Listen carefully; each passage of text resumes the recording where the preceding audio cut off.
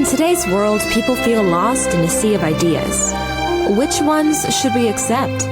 Stay tuned because you're listening to Veracity Hill, striving for truth on faith, politics, and society. Here is your host, Kurt Jarris.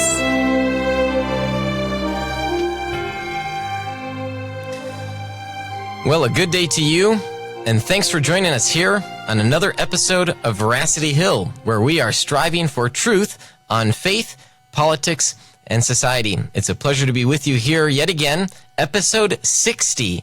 And today we are, in lieu of our Worldview series, we are having a very relevant episode on how you can help Hurricane Harvey victims through a nonprofit organization called Watts of Love, not to be confused. It's a great play there on the words lots of love, Watts of Love. So stick with us through this episode as we're going to be talking about that organization and the great work that they are doing, not just right now down in Texas, but also throughout the world in 30 countries, how they are helping impoverished communities. Now, before we start talking about that, just a few brief announcements. So next week, we are going to be in Kalamazoo, Michigan at the Deeper Roots Conference. And in fact, we've been working on the brochure here, the program, I should say, and very excited for what we're going to be talking about there in terms of engaging the mind for enduring faith. And I will be speaking at a breakout session on the three main reasons for why we should do apologetics and why we should do evangelism. And I'll be also hosting the event. We're going to have some great speakers there, Dr. Tim McGrew, the cold case detective, J. Warner Wallace, and a host of others. There's still a chance to sign up and join us. Just go to defendersmedia.com and click on the Deeper Roots Conference image there, and you can learn more about the details. We're going to have lunch by Chick-fil-A. It's going to be a really fun time. So I hope you can join us there in Kalamazoo, Michigan. Also, mark it down on your calendars that Defenders Media will be putting on a conference here in Chicagoland on November 3rd and 4th. And we don't quite yet have all of the details out for you, but the theme of the conference will be on the Reformation. We're celebrating the 500th anniversary of the Reformation, and so we're going to be talking about a host of issues pertaining to that. For example, why did the Reformation happen? What are some good things to come out of it? And maybe also what are some bad things to come out of it? What are some of the downsides to it, if you will? We'll be talking about Protestant and Catholic relations, in addition to quite possibly Protestant and even Eastern Orthodox relations. We've got one of the speakers specializes in that area, Jim Payton. He'll be coming all the way from Canada to speak. So also, if you want to have a conversation with me here on this show, there are a number of ways that you can contact me. So first, you can email me, kurt@veracityhill.com. You can also join our texting plan. Just text the word Veracity. That's VRACITY to the number 555-888, and I'll get your requests for show topics. If you've got a question for a guest, I'll be able to see that. In fact, I've got the system up here right now. And then also, if you're following us along on Facebook, that means you've already figured out that we do a live stream every week here. And I'm also very pleased to announce that we now have a better internet connection than we've ever had before. So we've recently signed up for Comcast.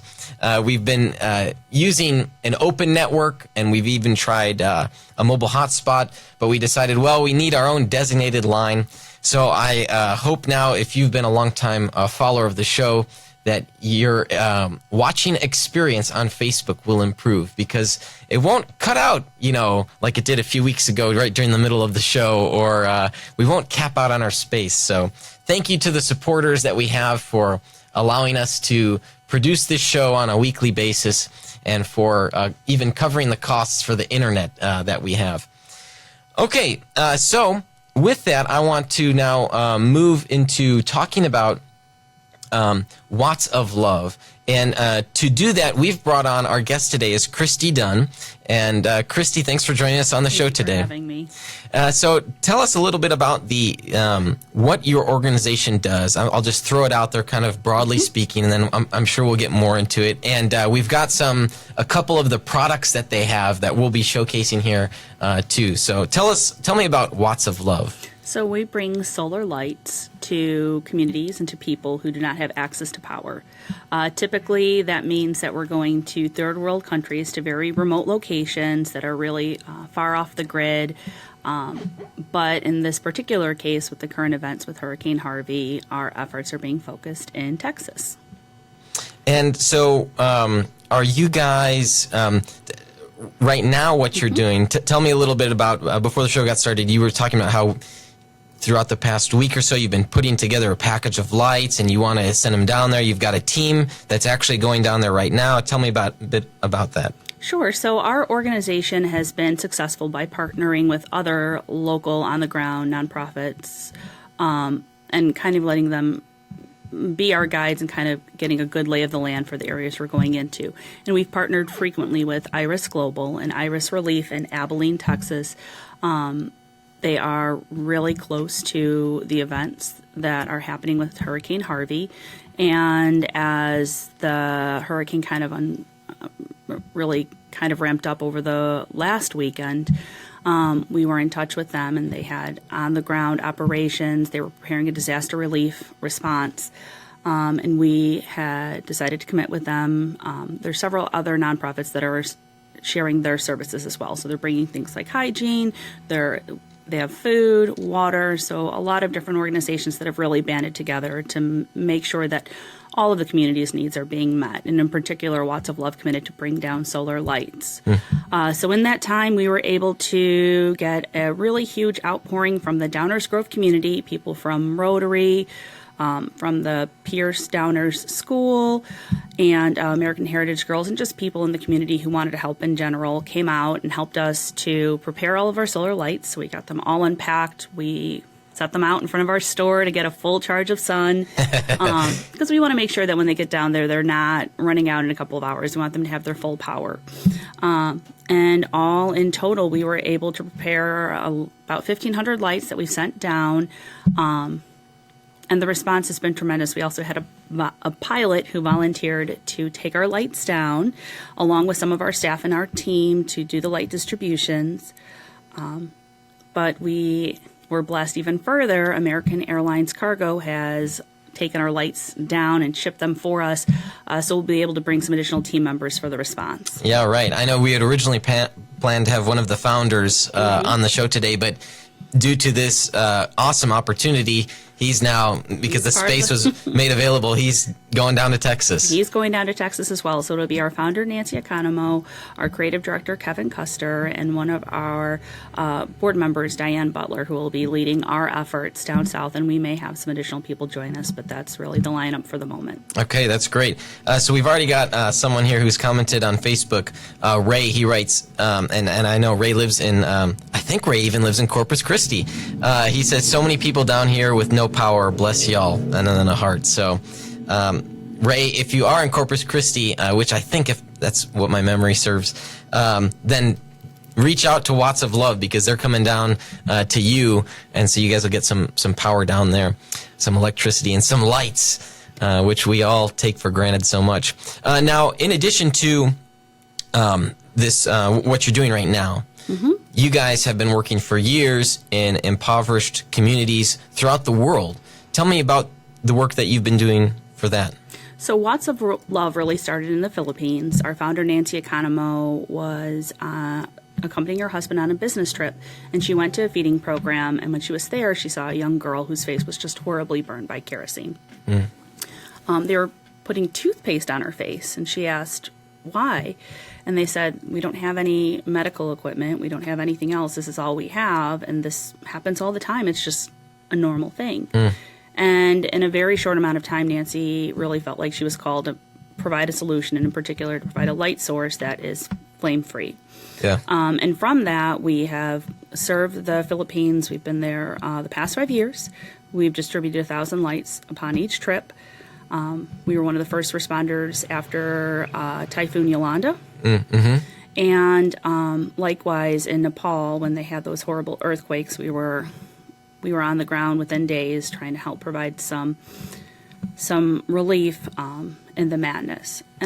And I think that even for myself, when I first went on my first trips, I thought, light really is kind of like a luxury. I mean, don't people need food and water and some other things that we really are trained to think is like vital for survival? And what I found very quickly is that, no, light is really important for safety.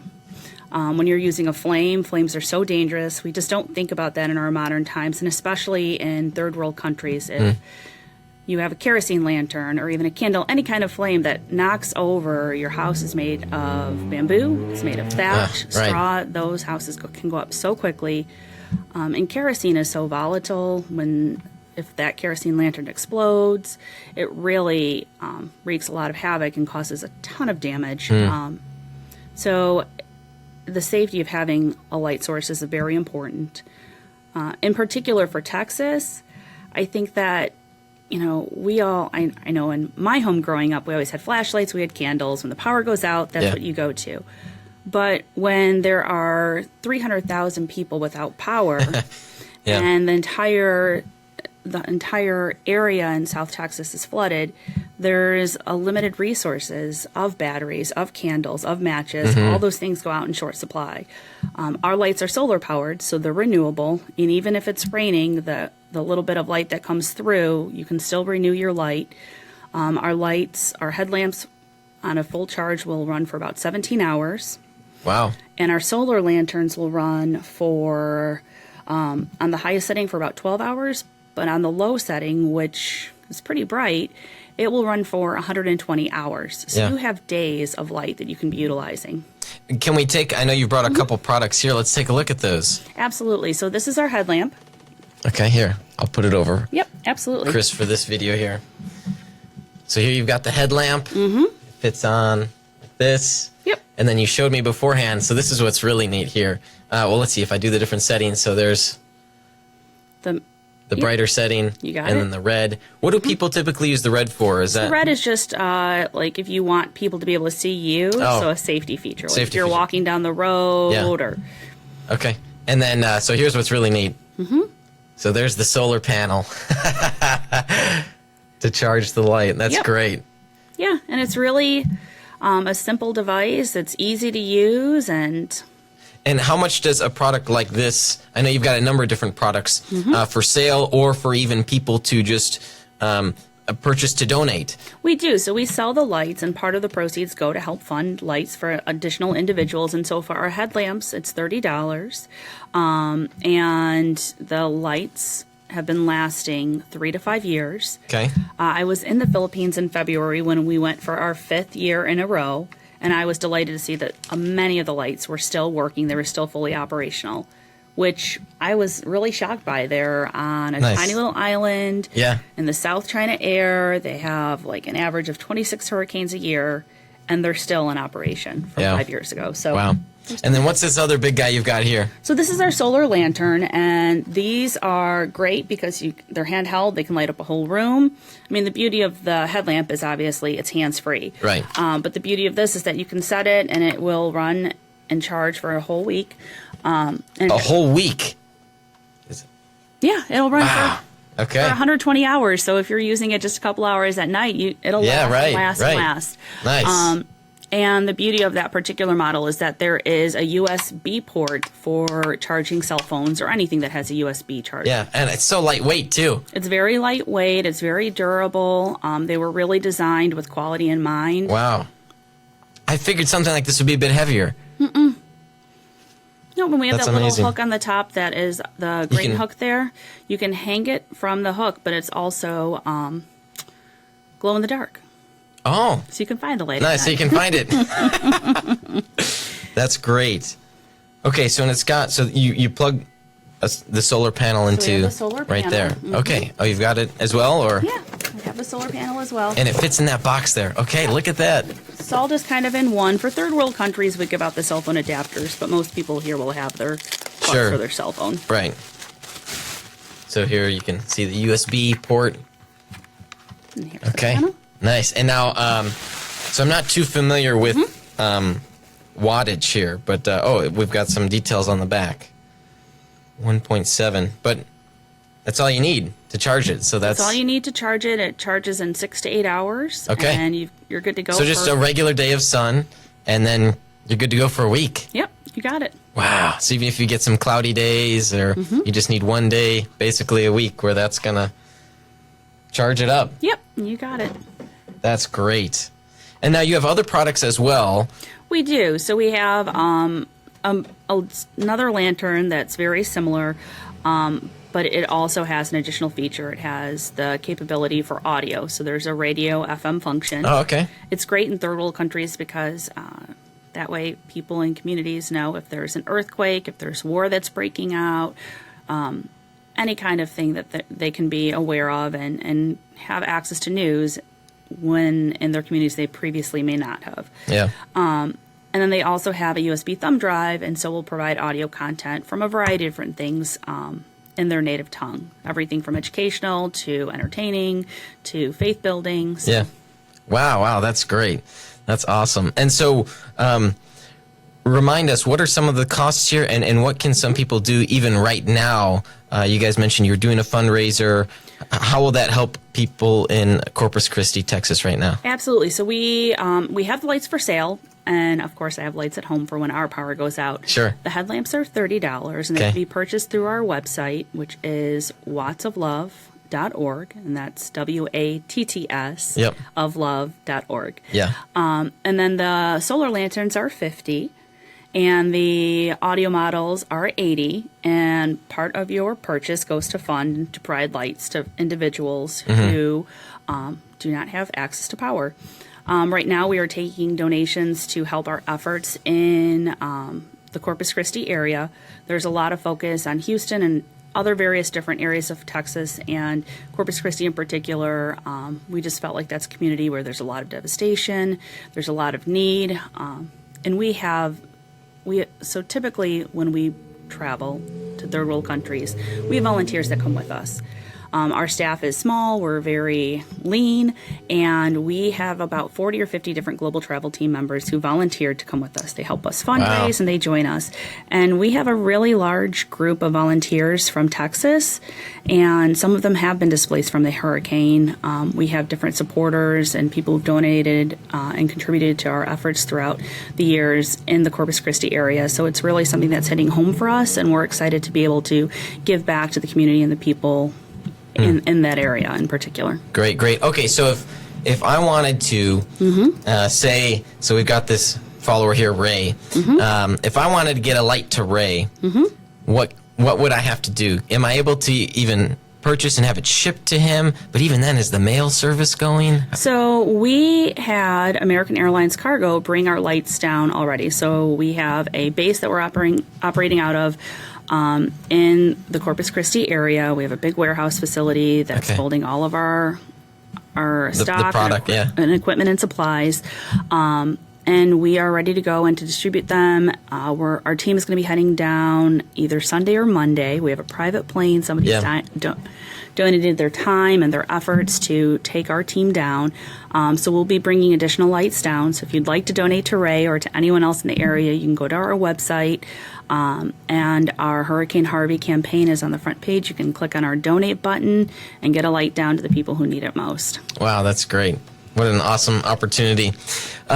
So I want to talk about now, a lot of people think when we donate, well, we should send our used shoes, we should send our used shirts. Why is it that we should consider taking out of our own pocket, our money to do this as opposed to our used products like that? So there's a really interesting feature that CBS did, and it's linked on the front of our webpage, and they talk about that, and it's the fact that a lot of these people that's not a need that they have, and in hurricane response in South Texas, they may not need our winter coats. They may not need certain things. And so it's really kind of doing some research to figure out what you can do best. Shipping, for example, water. You can ship water, but water is very heavy. It's very expensive. There's a lot of plastic. And there are filtration systems that you could set up for a fraction of the cost. So if you can find an organization that does something like that, that's a good way to kind of go about it. I think that you just kind of have to take a look at what fits the needs of the particular issue. And in this case, there are 300,000 people that are displaced from their homes, that are going to be without power for the next couple of weeks. This gives them safety after the sun goes down. This will help kind of alleviate their cleanup efforts. This will help volunteers, in particular the solar lanterns, with the USB cell phone charger. It allows them to stay connected. Yeah. It allows them to communicate and to do their jobs more effectively. Yeah. We've got a commenter here on the live stream, Philip. He writes, listening to the velvety voice of Kurt in SoCal with the power out due to the heat. So I guess even in those cases where there's not a great catastrophe, Philip, so you've got the power out in SoCal, it sounds like you need to go to Watts of Love to get one of those solar lanterns to make sure your phone stays charged during the power outage. So a great opportunity there as well. Now, you've talked a little bit about the benefit that having electricity can be for people.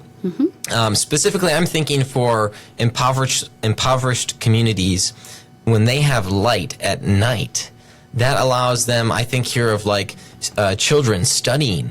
That's something I think that we just take for granted. In some parts of the world, when it becomes nighttime, it's dark. It's dark. They're trying to study by a single candlelight or a single kerosene lantern, and it definitely is a huge detriment. The light is amazing in third world countries for a number of reasons. So, really quickly after we got started and started distributing our lights, we started finding out and discovering that the light had a much bigger impact than we thought that it would. So, obviously, our first intention was to provide a safe, flame-free source of lighting, but there's a huge economic impact. Most people in third world countries and developing nations spend about 30% of their household income on kerosene. So that's like it's like our rent, that's like our mortgage. So when we're providing them with a light, that's like, and the light's lasting 3 to 5 years. That's like someone paying off your mortgage or your rent for the next 3 to 5 years. For $30 or whatever. For $50 for a $50 donation. So the impact is amazing. So, when we go there, it reminds me oftentimes of like that Oprah show where she's like, and you get a car, and you get a car. And we're handing out these lights. The people are just shocked by what it is. Sure. The other thing is that the light, it allows them to work longer. So once it's dark, typically life kind of shuts down, slows down. You're just kind of hanging out. With the light, we've found that people will start micro businesses, and they're doing whatever is indigenous in their area. Sure. So they'll do beading, they'll make bamboo barbecue sticks, they will make fishing nets. Okay.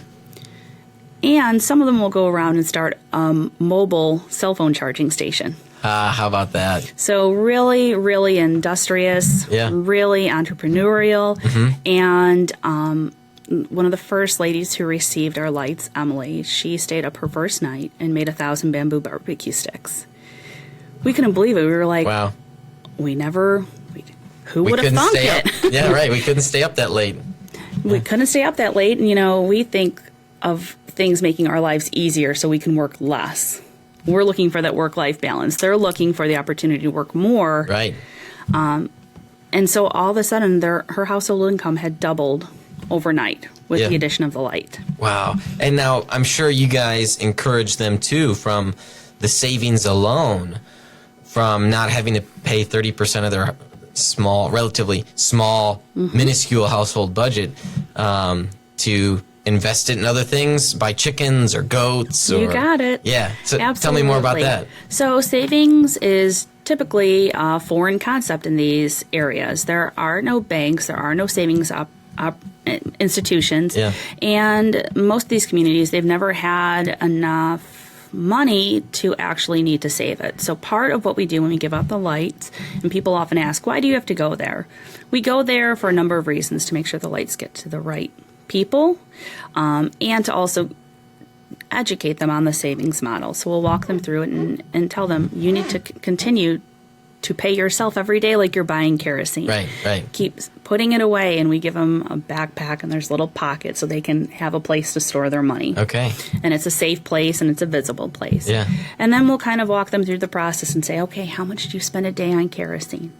So in 30 days, you'll have this much. Yeah. Because they don't have the math literacy either. So now all of a sudden we're walking them through the steps, and while they may not have the ability to carry those numbers out for 30 days, when we show them your 10 pesos a day is now 300 pesos, they recognize They're like, oh that's my a chicken. gosh. Yeah, they know. right. They know that's a chicken. Wow. They know that when we're showing them, and in a year you could have this much, then they know they can buy a pig, a goat, a cow, and that livestock really is a great investment. Those animals can have babies. I mean, that's a self-sustaining solution Right. in and of itself. And then they'll never go hungry again. I mean, at least that's the goal and the intention. Wow, that's great. Now, so Ray here, he's been listening in all this time here. He said, y'all mentioned Iris Ministries. Love them. They have a team coming down to my church in Corpus, led by Randy Skinner out of Dallas. Explain again the connection y'all have. And maybe he's wondering because maybe Ray here wants a light. So we have worked with Iris Global on a number of different projects over the years. We partnered with them in Nepal. We've gone into their base in Mozambique, and they've also had a number of their missionaries travel with us on different projects. In Abilene, we're coming underneath them, and they're our main lead. They're going to be directing the project and helping us. They're doing all the on-the-ground logistics and scouting and sourcing, and really they know who we are. They understand what we do and what our needs are, and it's just a natural partnership to come alongside of them. And they're identifying the needs in the community. They're working with the local authorities and other disaster relief organizations, and so we'll be working alongside them all the way. Nice. All right. Well, we've got to take a short break here, but when we come back from the break, I want to learn more about how you guys are working with other organizations, and also maybe how you scout out areas where you could see that there's a real need there. So stick with us through this short break from our sponsors.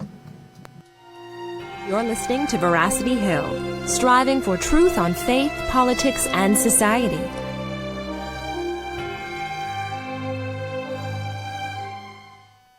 Hello, I'm David Smith, the Executive Director of Illinois Family Institute, a state-based Christian pro-life and pro-family public policy organization. I want to invite you to join us as we seek to be salt and light to a dark and rapidly decaying culture. You can do that in a number of ways. For example, you can join our email list to get timely alerts and great cultural commentaries. You can like our Facebook page, follow us on Twitter, listen to our podcast, and subscribe to our YouTube channel. You can attend one or more of the special events and forums we host in different parts of the state. We do all these things to encourage and equip Christians in Illinois. You see, we need you to help us fulfill our mission to boldly bring a biblical perspective to public policy. Our faith requires us to be bold, speak truthfully, and love our neighbors. Join us. Visit IllinoisFamily.org to learn more.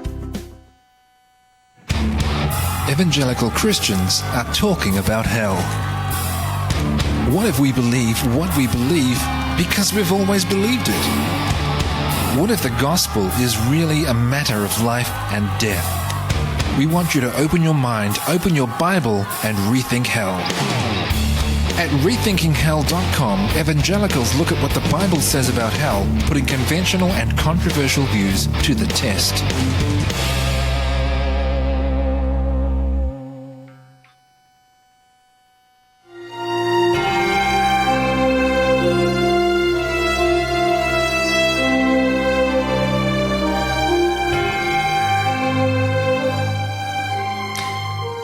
All right, thanks for sticking with us through that short break from our sponsors.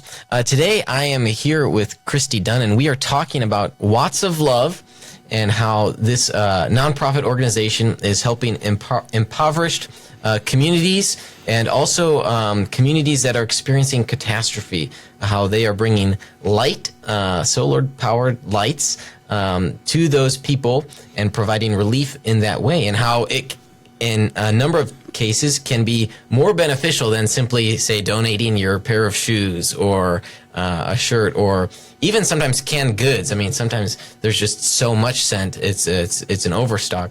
And this is a unique opportunity to help those that are in need. If you're following here on the live stream, you can see that I'm showcasing the headlamp here, which has this couple buttons here, the different light opportunities. And then what's really neat is, if I'm doing this the right way, I might have to take it off. You can see this really cool, oh, there it is. Yeah, it was already showing. The solar panel. It's such a small panel.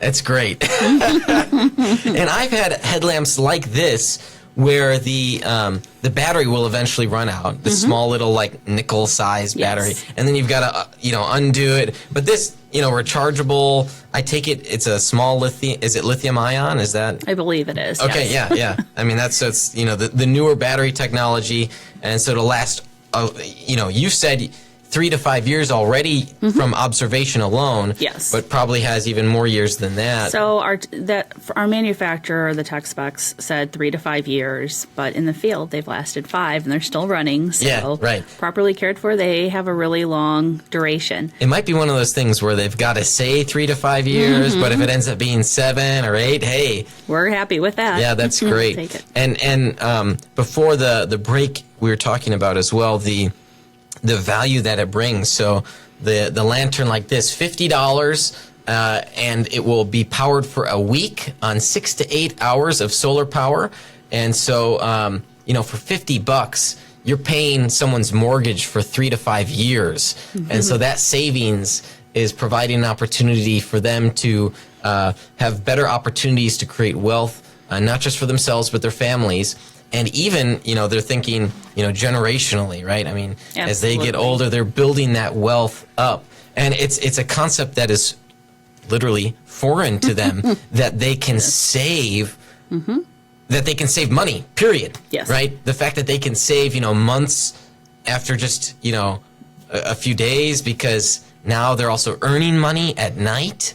They're making what were the bamboo barbecue sticks. Bamboo They just kind of whittle barbecue them down, and they charge a lot for them at Whole Foods and Williams-Sonoma. Yeah, right. So they're creating a product which is beneficial to communities and then also children. It affords them the opportunity to study in a safe place at an affordable rate, of course.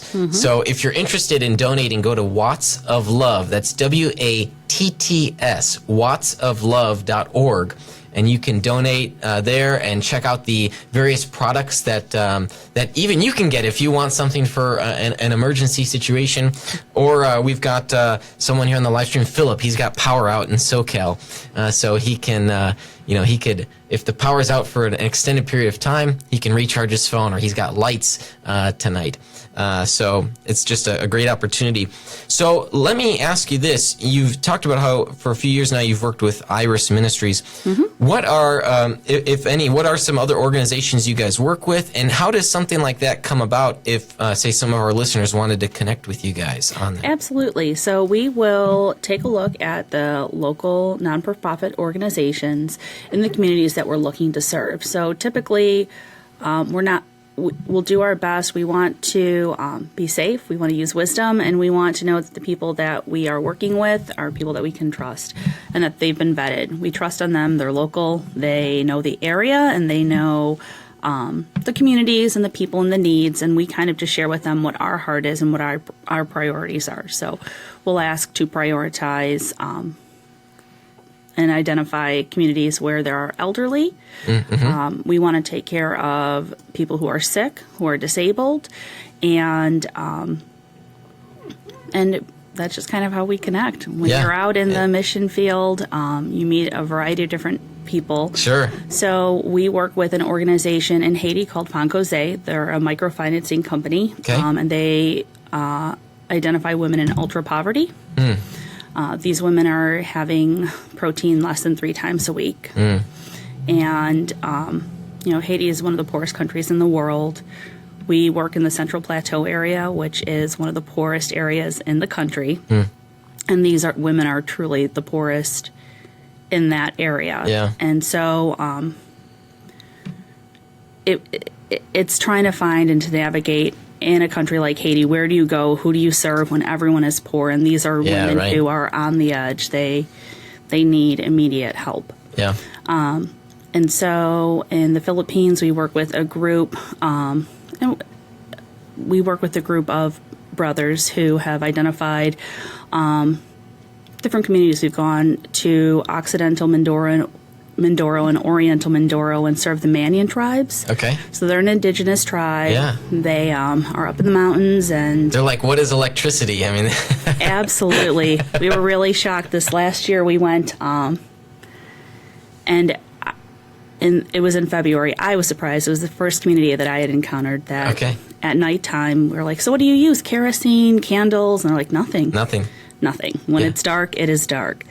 And we asked them about cell phones, and none of them had cell phones. They were really, truly just without, very isolated. We had to cross a river on foot to get there. The trucks couldn't make it. So it was exciting, and it was one of the most incredible things. Yeah. Just to imagine what life is like to go from complete darkness at night to suddenly having this light and what it means. Yeah. So for you, you've been on a number of trips, I take it, and what type of experience has that been for you in terms of recognizing maybe what you take for granted here in a first world economy? So I think I've always been one who kind of focuses on like, okay, things could be worse.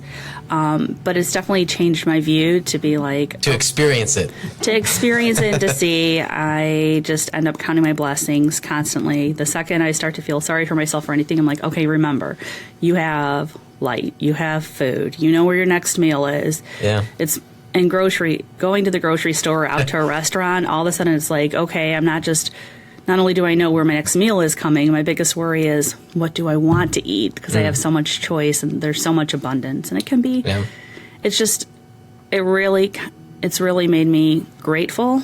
It leaves me sometimes wondering why I was so fortunate to be born where I was born, and why I wasn't born in a different country, why I have so many opportunities.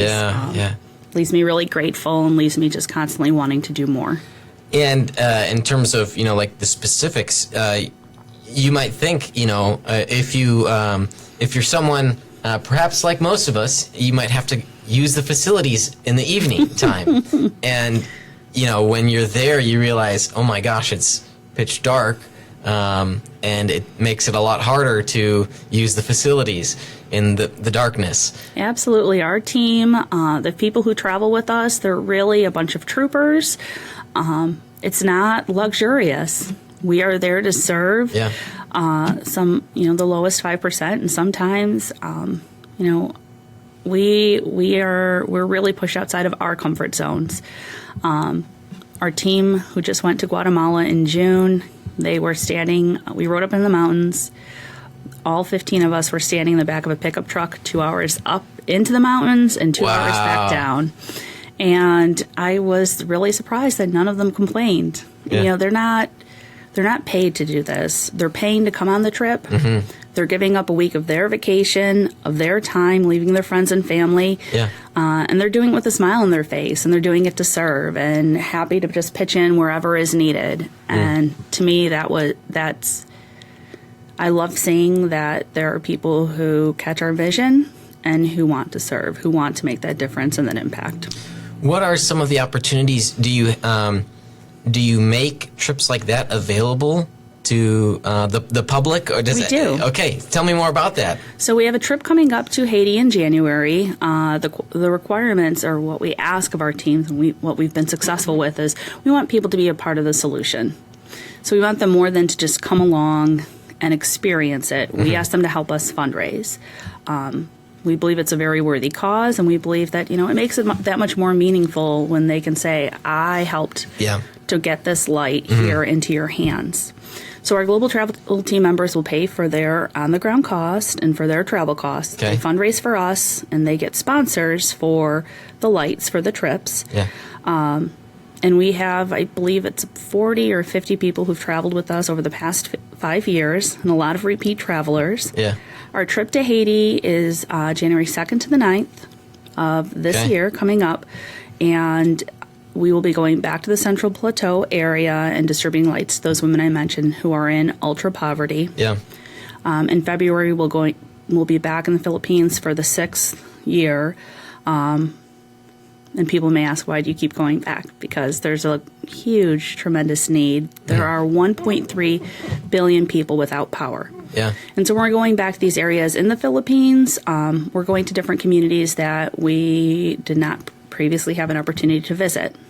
And so what are some of the logistics, and maybe, you know, that's not quite your area, but perhaps, you know, how do you assure that you're not giving away too many lights to one family and too many lights to another family? Do you guys have a system in place for assuring that there's equal distribution of the goods? So that's a great question, and one that I'm proud to be able to answer confidently. When we work with our local NGOs and our on-the-ground guides, we give them very clear expectations. We want a list. We want a list of the name of every home, not family, but home, because sometimes there's multi-families per home. So we get a calculation, we get the list, and we work off of that list. Okay. And we're there working alongside them, identifying. So, you know, it's only natural. It's human nature. When somebody sees something good, you want to take care of your family and friends. You want multiples. You want multiples. So we always just kind of check that. And if there's, if we notice that there's somebody who's kind of standing along the side and they haven't received a light, we will absolutely question, why aren't they on the list? Who is this person? Where do they live? Where is their light? And what is their relation? Yeah. So it's just keeping the local people honest. I think it's helpful. And then we go and do in-home visits. So we're not just kind of saying, here's a light, here's a light, here's a light. Right. We actually spend some time in the community. We go to their homes. We see how they live. Oftentimes there's requests for us to help hang the solar lantern on the roof and kind of work out those details. And then we, whenever possible, when we come back, we'll do return visits to the communities. Might be, that's right. Okay, so if you are interested in learning more about the wonderful opportunities that Watts of Love has to offer, you can go to wattsoflove.org. And they're also on social media as well, so you can follow them there. And this mission trip is, do you call them mission trips or a humanitarian trip? What? Yeah, we just call them Watts of Love trips. Yeah, Watts of Love trip. Yeah. Is January 2nd to the 9th. January 2nd to the 9th, and then we'll be in the Philippines from January 31st until February 12th. Okay. So it's sort of almost back to back. I mean, they're really close in range there. Yes, but of course, there's opportunities right now for people to help out by donating. You guys have a fundraiser going on right now. You've raised roughly about $7,000 just in the past few days here or week or so. We've raised $7,000. I believe we started our campaigns Monday or Tuesday, and we've just had an incredible amount of outpouring and support to help get lights to the people in the South Texas area. Okay. We're focusing our efforts starting in Corpus Christi, and then we'll be expanding from there. And we really want to be a stopgap to provide light so that people can be safe when they're returning to their homes. One of our friends who traveled with us, she has homes in the South Texas area, and she said there was a really big concern about rattlesnakes, which I didn't even think about. And after 8 o'clock, they have to evacuate. They have to stop their cleanup efforts. They have to leave the area because there's no light and it's no longer safe. Yeah. So with light, I think rebuilding and healing and returning to normalcy comes a little quicker. Yeah, and not just two of the natural consequences of experiencing a catastrophe, but sadly, I think I've read reports of like looting and things that happen. So really just without power, it's almost not safe. You can't stay there because you don't know what's going to happen. Light does a tremendous amount to keep evil intenders away. Yeah. They don't like the light. Yeah. Light keeps people safe. It allows you to care for your child. It allows you, if you're sick, if you're injured, how do you address those things without light? Yeah. And I think the headlamps and the lights are really important for that as well. If you're trying to deliver a baby, if you're trying to take care of a cut, a wound, you need light for all those things. Yeah. Wow. And just so much motifs there too, in terms of contrasting light and darkness, religious themes even for for our listeners here. So it's a powerful thing. So Christie, I want to thank you for coming on the show today and for helping me understand better what Watts of Love is doing and for ways that we can help out. So thank you so much. Thank you so much for having us. Take care. All right, now it's my great pleasure to play this tune.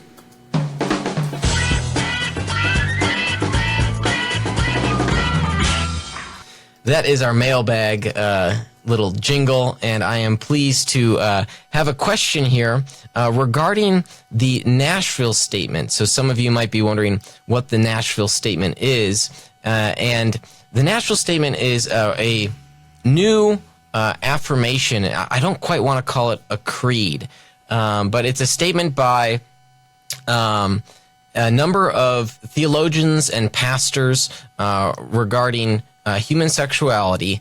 And let me actually get it up here. There are a few affirmations, and it's caused a lot of controversy. And so Jared here has been wondering about what my thoughts are on the Nashville Statement as part of a Christian sexual ethic. And he's seen a mixed feedback from his pastor friends, so he's asked about my opinion here. Jared, thanks for submitting that question. So the Nashville Statement has come to us from the Council of Biblical Manhood and Womanhood, which is largely a number of Reformed pastors. And while I don't think this is exclusive to that council, there are a number of signatories here outside of that circle, and even the view of the council on other issues.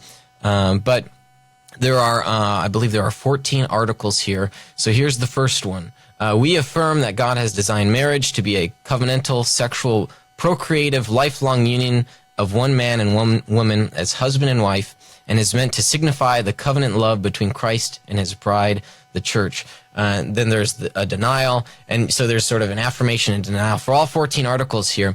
And so, Jared, to your question, I would say this. I think that the Nashville Statement is not saying anything new in terms of what the Christian belief has been in for sexual ethics. And as a result of it not being anything new, that means it's the historical position of Christians. And I don't just mean here for this specific council that put it out, and I don't just mean here for Protestants who have been around for 500 years. I mean that this position has been seen and is accurate to the biblical text, and that Christians for 2,000 years have held to this position. And so what makes it interesting is that some people are criticizing this statement. I have in mind here a couple criticisms I read. One from Matthew Lee Anderson of Mere Orthodoxy. He wrote, at least his first criticism was that it failed to include, say, issues of adultery or other positions, and it might be viewed as geared toward, say, the LGBT actions and relationships. So I think Anderson's concern there that it doesn't say more might be a little misguided. Why is that? Well, we need to ask ourselves what the purpose of a statement is, or a creed. And you might think that, say, well, what about the Athanasian Creed? It doesn't condemn Nestorius, for instance. I know I'm getting a little nerdy here on this, but creeds have a specific focus and intent. And so maybe Anderson's concern could be taken validly, and we just say, okay, well, let's also talk about those things and include those things in this statement. It's not quite a creed. It's not even an ecumenical creed. It's not it's not universal. I wish it were. I wish, say, that some of these Protestants had gotten together with Catholic leaders and with Eastern Orthodox leaders and made a creed. The universal church has said these things. So I think that would be interesting. One of the other criticisms that I saw was from a scholar that I highly respect, Dr. Michael Bird, and one of his concerns is that the statement isn't pastoral enough. To that, I would say this. I think that creeds have a specific intention and purpose, and even a statement like this has an intention and purpose. This is the fine line between orthodoxy and orthopraxy. Orthodoxy is right thinking or right doctrine, and orthopraxy is right practice. Pastoral aspects deal with the praxy, right? How we can love others, how we relate to them, and share in their sufferings and their experiences with them. Orthodoxy is the right teaching, right? The right thinking and doctrine. So a statement or creed is rarely, if ever, concerned with orthopraxy and is exclusively regarding orthodoxy. So when we evaluate it on that basis, I think concerns that it's not pastoral enough, or it doesn't reach out to a certain people group enough, I think that's a little misguided. I think those are concerns as to how we do want to reach people, but when we're talking about orthodoxy, we're really just trying to get to what the truth of the matter is. So in those respects, I've seen a couple people on Facebook follow up and say, well, Dr. Bird, what do you think about the content? Is it accurate insofar as it reflects biblical teaching? And I think those are good questions to follow up with those that are concerned about the nature of the statement. But again, I wish that the council here had reached out further to other Catholics or Eastern Orthodox, because I think this could be a powerful thing in our society. And when we are dealing with historical creeds, the church, and of course this is before the Protestant Reformation, this is even before the Great Schism, so when the church was unified and there was just one church, it dealt with concerns of their day and concerns regarding the teaching of Scripture and the teaching of the apostles.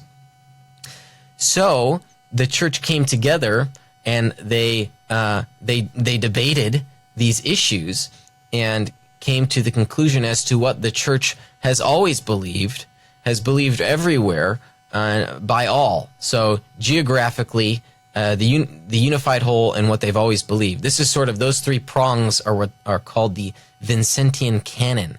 So Vincent of Lorraine formulated this. He's one of the fellows that I'm studying for my doctoral work. This is all to say that when the church came together and had these discussions and formulated and codified their beliefs in these creeds, they were dealing with controversies of their day. And sadly, I think the church, at least for the past 500 years, we haven't so much been dealing with controversies of our day. If I could give credit anywhere for dealing in a codified sense, I should say, dealing with the controversies in a codified sense, I think here of the Roman Catholic Church, which, say, with Vatican II, dealt with issues of evolution. That was one of the many issues that they were dealing with. So they were very engaging and in a formal setting wanted to bring forth the church's teaching. Now, maybe this is one of the downsides to Protestantism. It's that we have so many different denominations that we can't get together on the same page on these things in an easy manner. Perhaps one thing here would be the Chicago Statement on Biblical Inerrancy. That saw a variety of Protestant perspectives. I just wish that there was a better attempt at ecumenism, at really bringing in all Christians from a variety of perspectives and saying, this is the formal teaching of the universal Christian church. We don't see that anymore, and I think that's a big downside to where we've come from, because the Apostle Paul in 1 Corinthians talks about being a unified church. So that's one of the curses, if you will, of the Reformation. And I guess this is a great time to plug the Defenders Media Conference, November 3rd and 4th. If you want to explore the good things about the Protestant Reformation, but also the bad things, that's a good opportunity to learn more about that and to hear from a variety of scholars. So we'll be talking about and discussing those ideas. So, Jared, I know that might be a long answer to your question. So I would say, generally, I think the national statement is accurate. And as far as we're dealing with a controversy of our day as orthodoxy, we need to keep it in that respect. If I had to find one a negative with the statement. Let me say this. So in the first article, they talk about, it reads here, so the denial. Let me read this here. We deny that God has designed marriage to be a homosexual, polygamous, or polyamorous relationship. We also deny that marriage is a mere human contract rather than a covenant made before God. If I had to nitpick, so polygamous marriages used to be in existence in the Old Testament. God allowed it for that time period. Now, did God design that as his long-term plan? No, he didn't. But did he design the world knowing he would allow that as a permissible thing? Yes, he would. So that's kind of nitpicky, but I believe I recognize the intention here of the statement, that wasn't the case. And in fact, there are all sorts of warnings, even in the Old Testament, about polygamous relationships.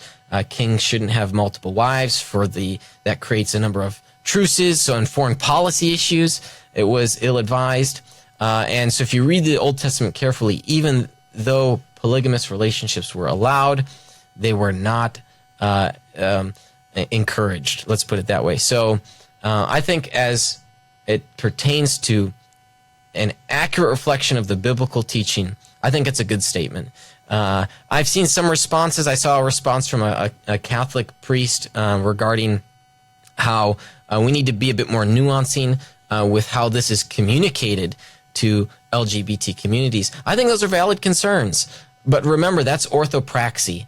And so hopefully this can be a good opportunity for us to talk to people that aren't Christians and might be in support of LGBT issues, and to explain what this is and how this represents orthodoxy.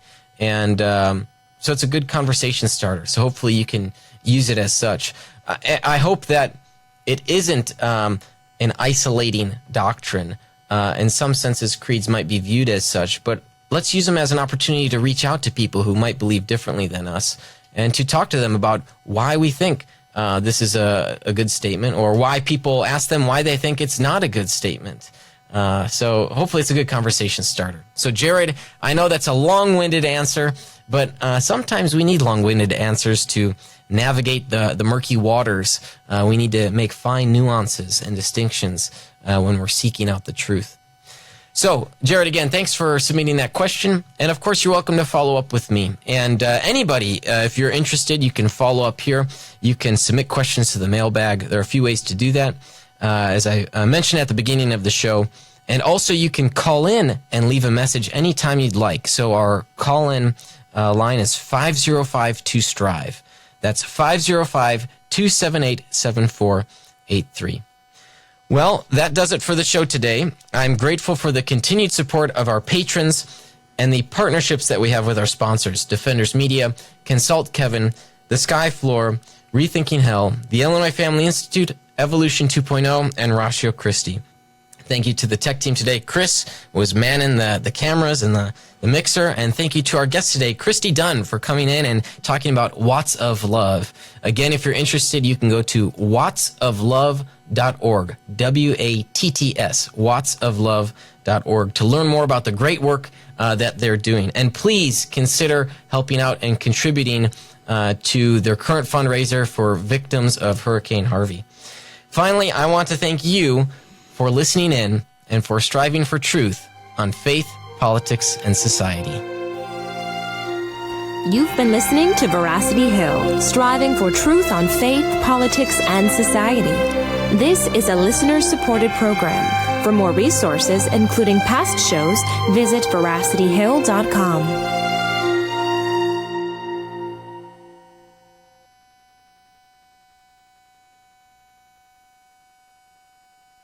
Including past shows, visit veracityhill.com.